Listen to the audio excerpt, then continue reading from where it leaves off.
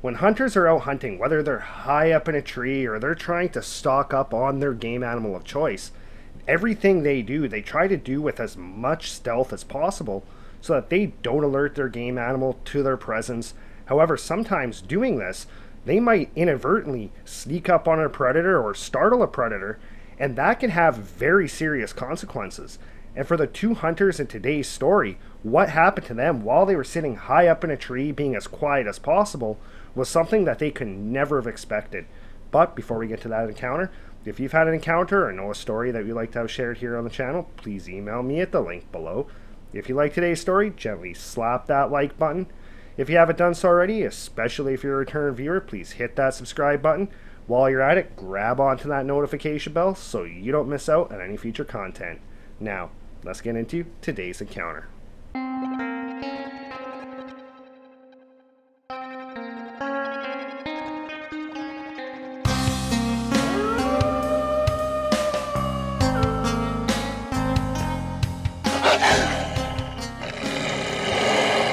Brothers Paul and Stan grew up just outside of the small northern Saskatchewan community of Prince Albert, Saskatchewan, on a small cattle farm of about 480 acres. And when they weren't spending their time tending to the cattle and doing chores around the farm, they spent a lot of time hunting, especially in the fall. They hunted whitetail deer, they hunted mule deer, and black bear as well. Through their entire childhood, that's pretty much all they did. They spent every waking minute outside, out on the farm, exploring the bush. And even into their teen years, that type of love for the outdoors continued. When they got a little bit older, though, they had to distance themselves from the family farm, start their own lives, their own careers, their own families, and both brothers ended up moving to Prince Albert, which is a small town of about 38,000 people. Stan, he ended up becoming an electrical engineer, and Paul ended up actually becoming a pipe fitter. Now, the two brothers, all through their college days, they stayed very tight, and they spent a lot of time, whenever they could, going out to the family farm, helping out their parents.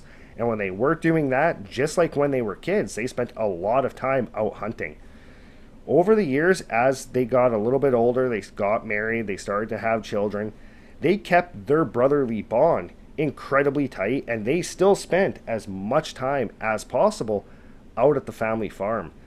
However, as they got a little bit older, their parents, they got up there in age, their parents ended up selling the farm, and that was absolutely devastating to both brothers because now the farm that they grew up on, that they spent all this time on hunting, that they were familiar with, was now gone from their family.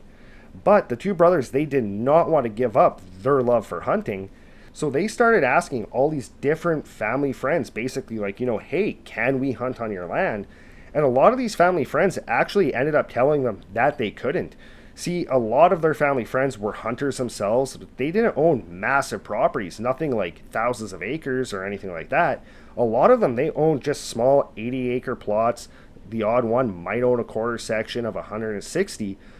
But because of the smaller land size, they were not really willing to let these brothers hunt on their land.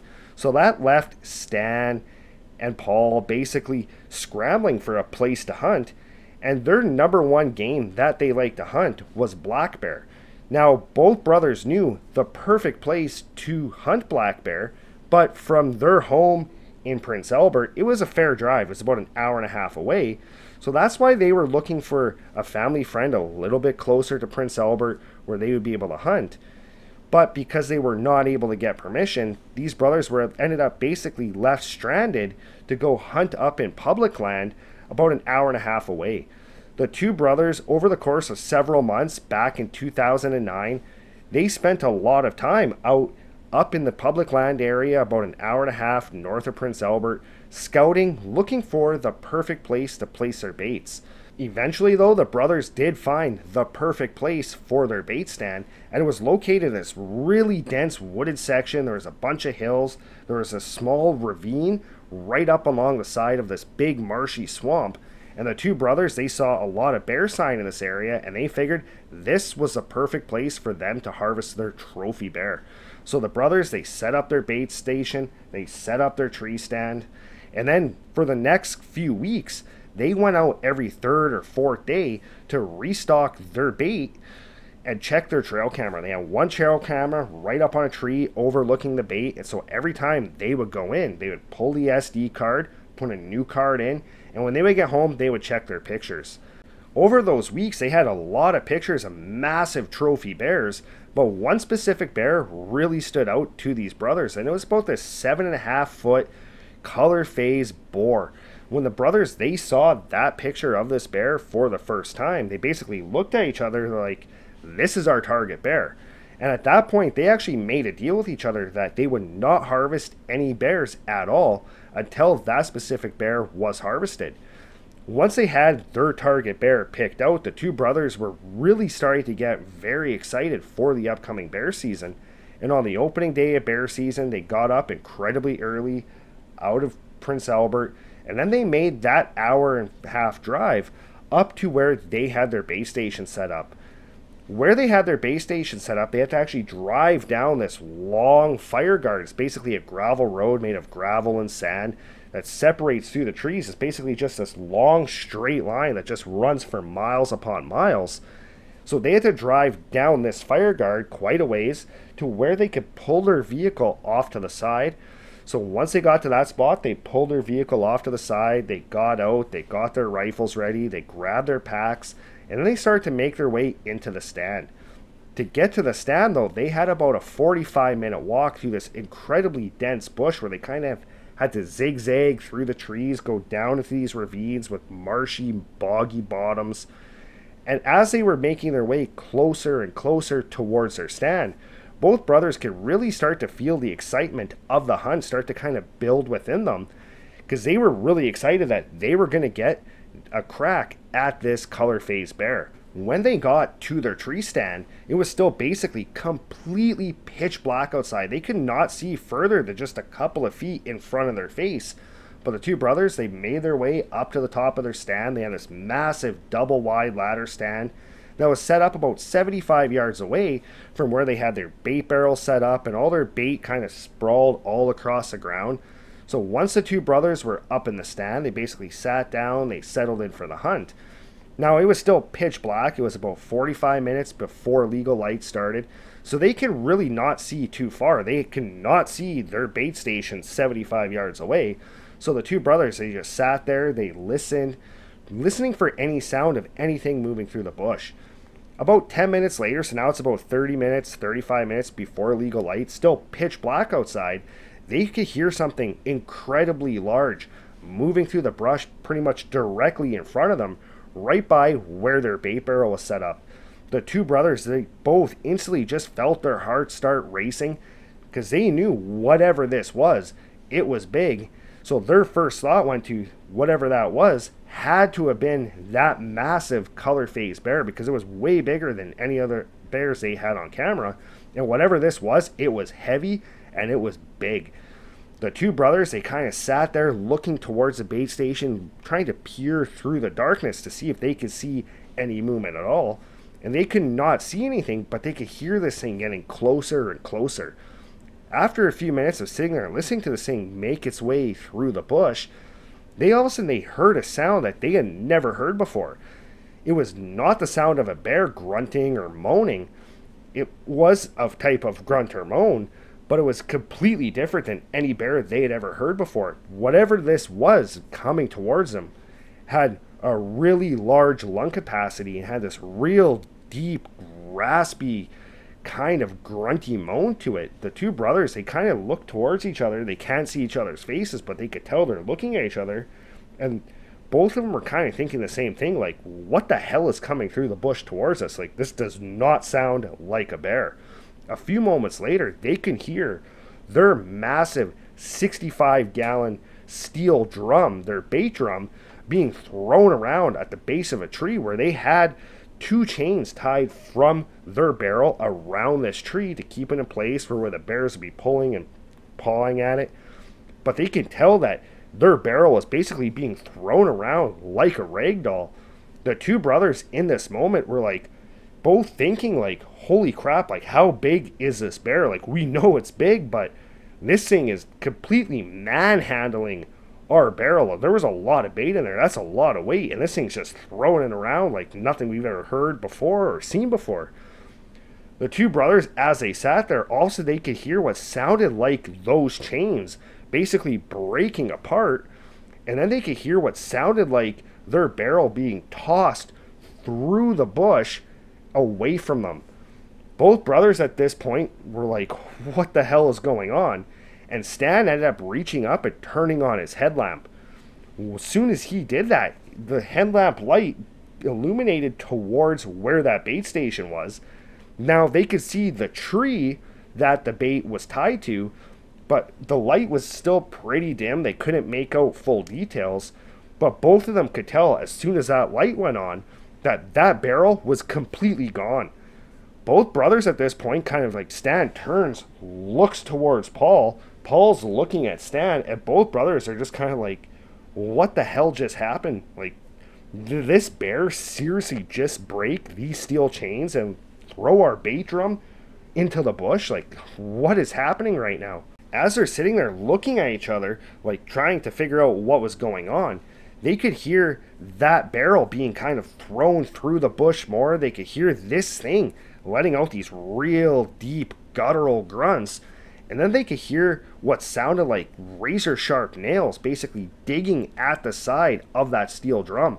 Both brothers were looking at each other, just eyes wide open, both thinking the exact same thing, wondering like, what the hell is in the bush in front of us? This is not a bear. Whatever this is not normal. The two brothers, they sat there for the next half an hour, periodically hearing their barrel being thrown from one part of the bush over to another part, and hearing this thing following wherever this drum went, and hearing those real deep guttural grunts. The whole time they're up in the stand, they're completely terrified. Both of them, they have their rifles ready. They're kind of aiming down. They still can't really see anything because it's still dark. And both brothers at this point, they just really have no idea what to do. Their first instinct was to basically get out of the tree and get back to their truck. But they knew that it's still kind of dark outside. We have no idea what this is. Our safest place to be right now is up in this tree with our rifles aimed down in case whatever this thing is comes towards us and tries to come up and get us. The two brothers over the next half an hour sat there listening to this going on, and soon enough, as the sun started to come up, that basically everything started to turn that light grayish blue, the early dawn dusky type light.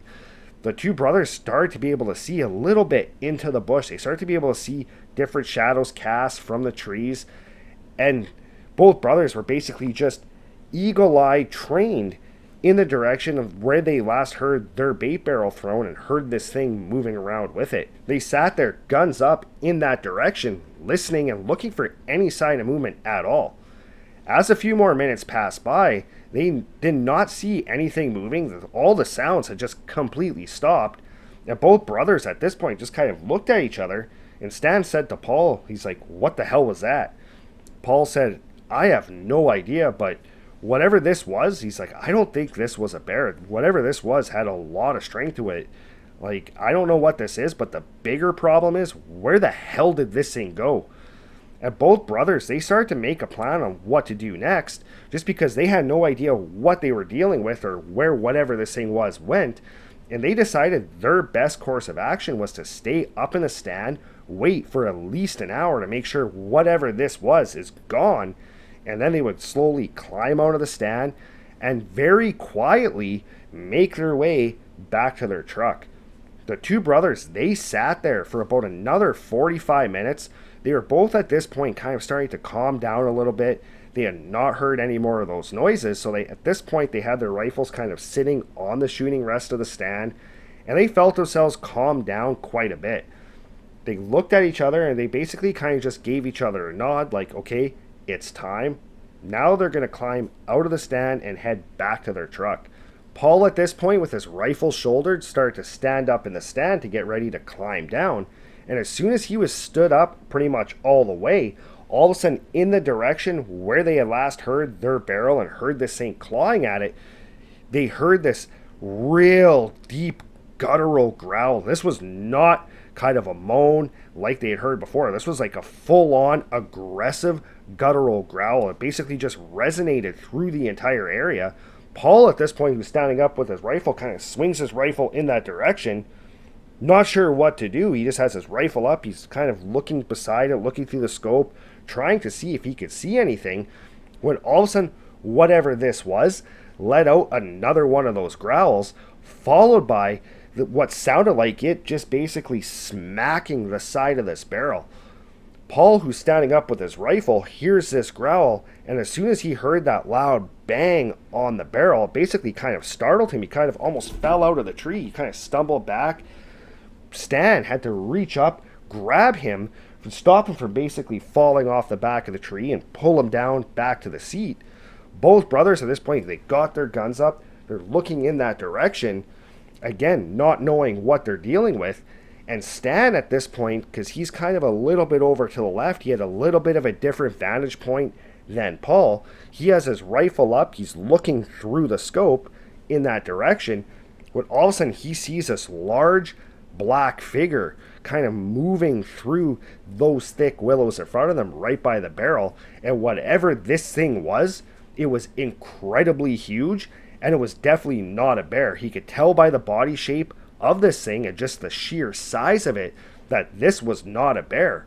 So as he has his rifle up, looking through his scope in the direction of this thing, looking at it through the scope, he starts to see these details of this thing that starts to really kind of make him wonder.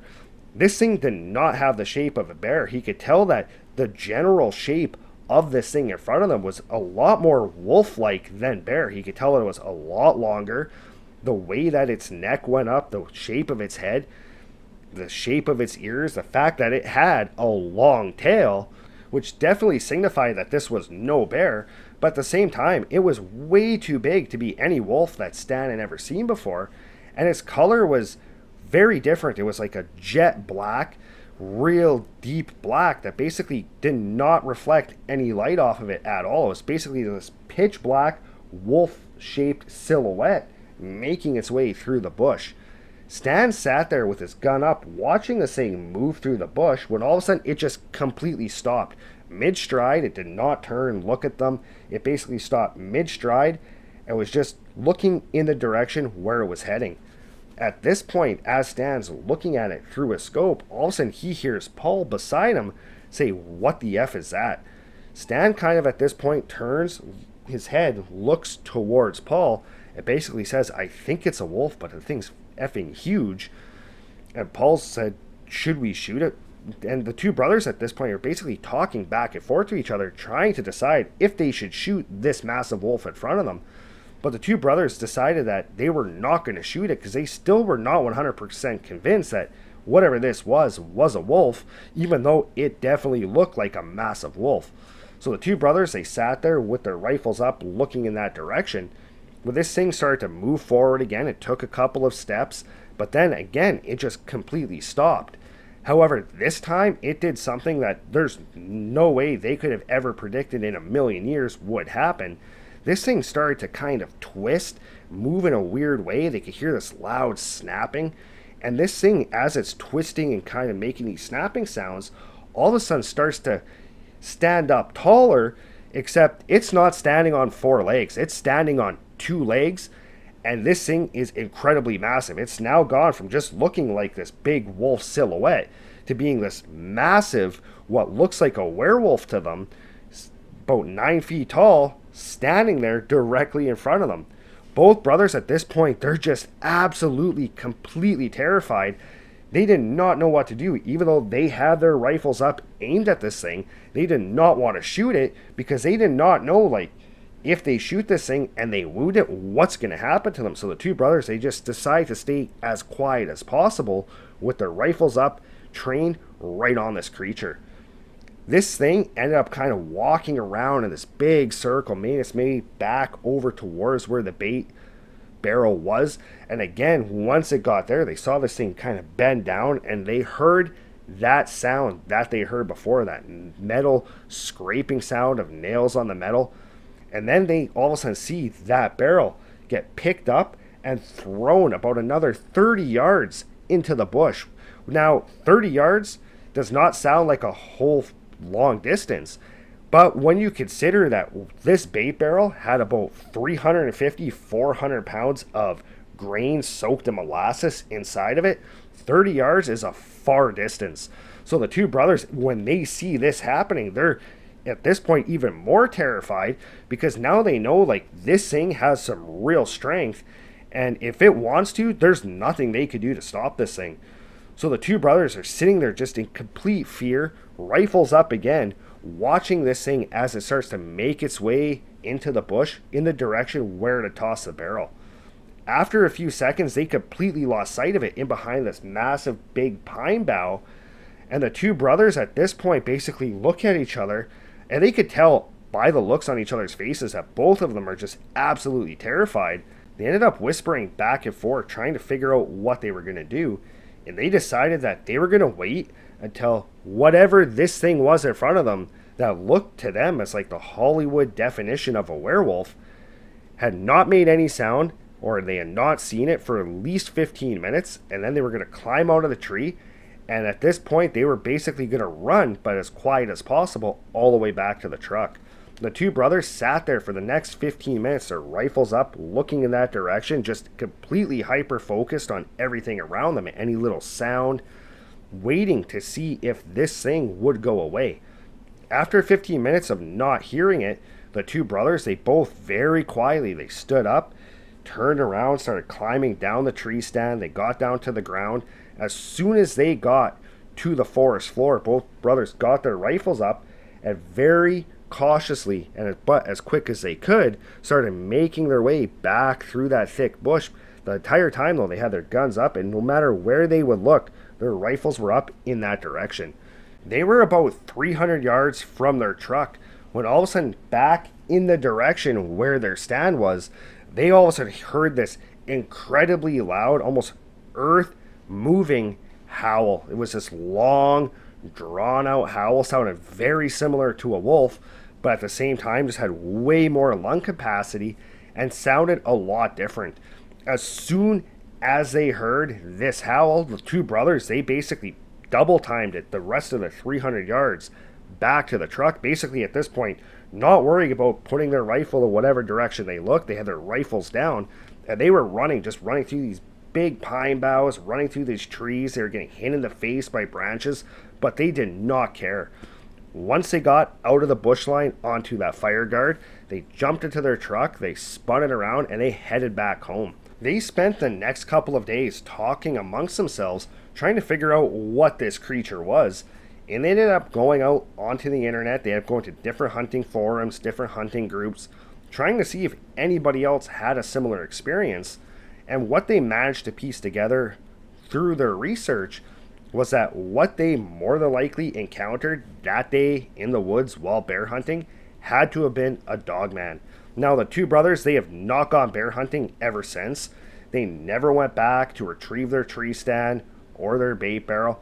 They have actually not really gone hunting at all since this experience. Well, that's it for today's encounter. Let me know your thoughts on this. What do you think that they encountered that day? This does sound a lot like a dogman. I was actually going to do this story about a month and a half, 2 months ago. However, I myself was going to be going bear hunting, and I did not want to have this one stuck in my head that entire time, because I knew I was going to be doing some solo hunting, and that's just not something I would want to think about. I don't know what I would do if I encountered one of these things, especially the way these brothers did. I don't know if I was in that situation, if I would try to shoot it or not. But I know myself, I would have a really hard time going back in the bush if I saw something like that close. I've been charged by bears before. That's a scary experience, so I cannot imagine what an experience like this would be. But as always, thanks for joining us. If you haven't done so already, hit that subscribe button. Don't forget to grab that notification bell, and I'll see you next time.